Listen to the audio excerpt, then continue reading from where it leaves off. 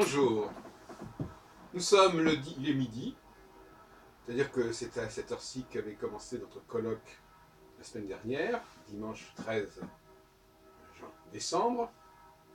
Je vous rappelle que notre prochain colloque aura lieu les 16 et 17 janvier 2016 et sera marqué par la célébration du 350e anniversaire de la fondation de l'Académie royale des sciences par Colbert.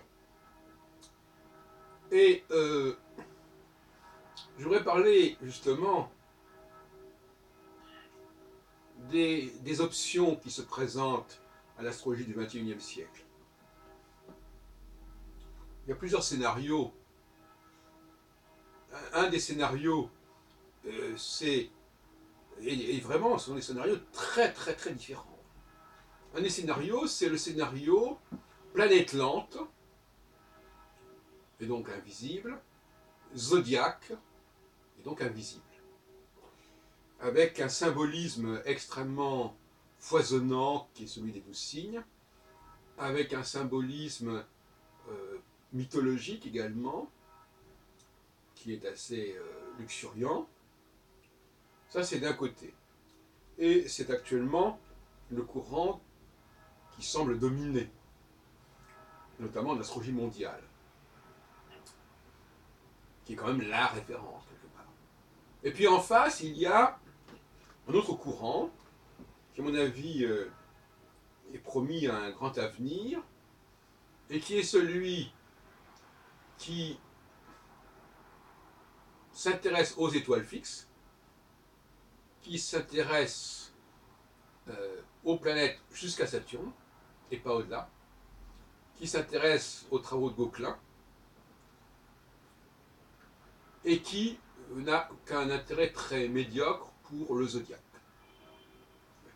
Donc là, nous avons un clivage très très marquant, et c'est quelque part, c'est ce clivage-là qui va traverser nos colloques au cours du premier semestre 2016, avec nos rencontres mensuelles qui auront lieu généralement le deuxième dimanche du mois, et qui sont ouvertes non seulement aux Parisiens, mais également aux provinciaux, et également, pourquoi pas, aux francophones de Belgique et de Suisse.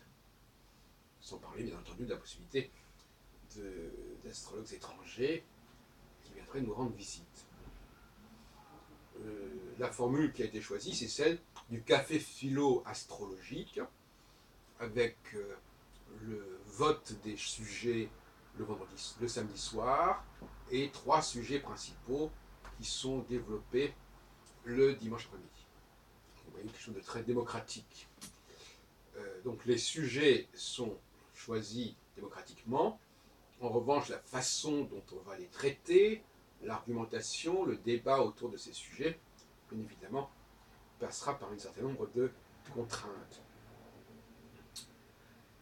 Revenons sur ces deux grands axes, ces deux grands volets.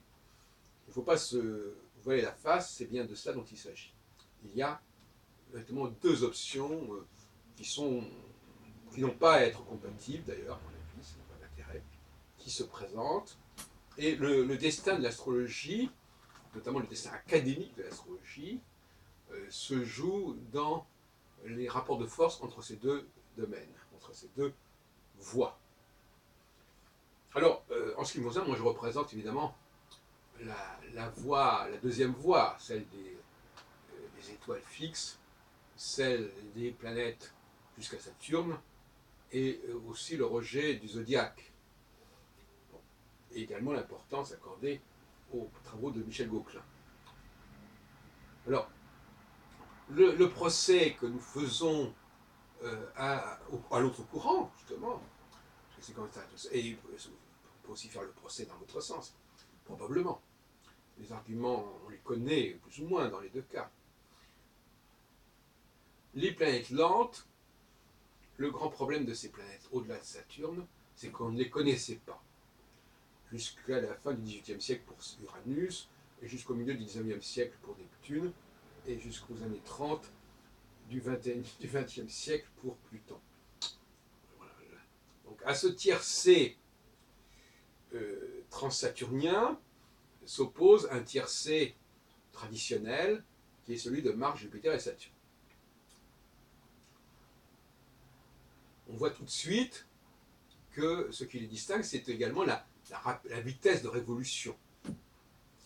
D'un côté, des cycles courts, de 2 ans un peu plus pour Mars, 12 ans pour Jupiter, au fond de 30 ans pour Saturne. Rien à voir avec les 84 ans d'Uranus, les 165 ans de Neptune et les 248 ans de Pluton, dont on connaît le statut actuellement assez discuté. Donc on n'est pas dans les mêmes unités de mesure, en quelque sorte, du temps astrologique. Deuxièmement, donc, ces planètes inconnues, elles n'ont pas de justification traditionnelle. Même si, dans les années 60, 70, Olivier Perboun nous le rappelait l'autre jour, même si on pouvait dire, oui, mais il y a les 12 signes zodiacaux, donc on doit trouver 12 planètes pour correspondre à ces 12 signes. Moi-même, j'ai donné dans ce sens dans Clé pour l'astrologie de la première édition de 67. Mais bon, une sorte de tableau de Mendeleïev en quelque sorte. Et le fait est que c'est extrêmement malcommode de parler d'une intégration des planètes du système solaire. Et d'ailleurs, Nicolas n'a pas échappé au problème, hein. Il est tombé dedans. Il est très incommode de parler d'une intégration des planètes qui justifierait sociologiquement, anthropologiquement leur importance pour l'humanité, parce que tout simplement ça aurait été des repères, des modèles que l'humanité aurait intégrés dans son inconscient collectif à travers les millénaires. C'est évident qu'avec des planètes nouvelles et en plus invisibles, donc sur lesquelles on ne peut pas véritablement avoir une population qui les intègre au niveau sensoriel, ça paraît très difficile. Donc on est obligé de faire une sorte de fuite en avant en disant oui, ce sont des planètes qui agissent, mais on ne les voyait pas, on ne les connaissait pas. Ouais. C'est pas clair. Et puis, il y a la durée. Alors la durée, certains astrologues sont fascinés par la durée. Alors la durée, l'inconvénient de la durée, c'est que ça crée de la rareté.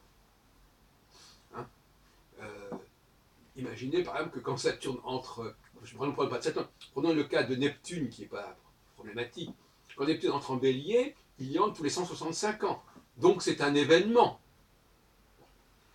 Si Saturne entre en bélier, c'est tous les 30 ans, etc. Donc, donc l'astrologue est obligé d'affirmer un caractère exceptionnel d'une configuration. C'est très mauvais, très mauvais. Il faut calmer le jeu et ne pas tomber dans des problématiques de rareté qui s'aggravent encore plus quand on a des conjonctions entre deux planètes lentes. Alors là, on est dans les siècles et les siècles. Tout ça, c'est un peu vain, parce que bien entendu, on peut essayer de montrer que lorsque cette configuration s'est produite la fois précédente, il y avait des choses du même ordre, etc. Mais on peut aussi montrer qu'en dehors de ces configurations, il y avait eu des choses du même ordre également sans qu'il y ait ces configurations. Enfin bon, c'est pas très sérieux. Voilà. Et puis alors, il y a le problème du zodiaque. Le problème du zodiaque, c'est que le zodiaque, c'est une abstraction. Moi, quand un astrologue me parle de l'entrée de Neptune dans un signe, moi, je ne peux pas m'empêcher de rire, de sourire en tout cas, parce que qu'est-ce que c'est que cette entrée d'une planète dans un signe? C'est un découpage mathématique qui ne correspond à rien de visuel, à rien de stellaire. Et c'est vrai aussi pour moi, tropicaliste et séraliste, c'est bonnet blanc et blanc bonnet, hein, parce que de toute façon, ils sont simplement pas d'accord sur le point de départ, pour des raisons qui sont liées à une certaine idée de la tradition, mais globalement, ils divisent quand même le cercle en 12 segments qui n'existent que mathématiquement. Hein, c'est des divisions de 30 en 30. Bon. Alors que les étoiles fixes, royales notamment, ce sont des étoiles réelles qu'on peut voir, et quand on parle d'une conjonction entre une planète et notamment une planète visible, justement, comme Saturne ou Jupiter avec ses étoiles, ben ça se voit dans le ciel. Bon, donc c'est pas un truc qui a... Donc on peut imaginer que les anciens ont pu le voir, alors qu'on ne peut pas imaginer qu'ils aient pu voir l'entrée de Neptune dans le signe des Gémeaux, par exemple. Vous voyez, c'est pas du tout le même genre. Voilà, donc voilà se dessine effectivement une véritable guerre des astrologues qui peut être encore plus... qui s'ajoute à des problèmes autres qui sont, mais pour l'astrologie mondiale c'est moins important, qui sont l'importance accordée au thème astral.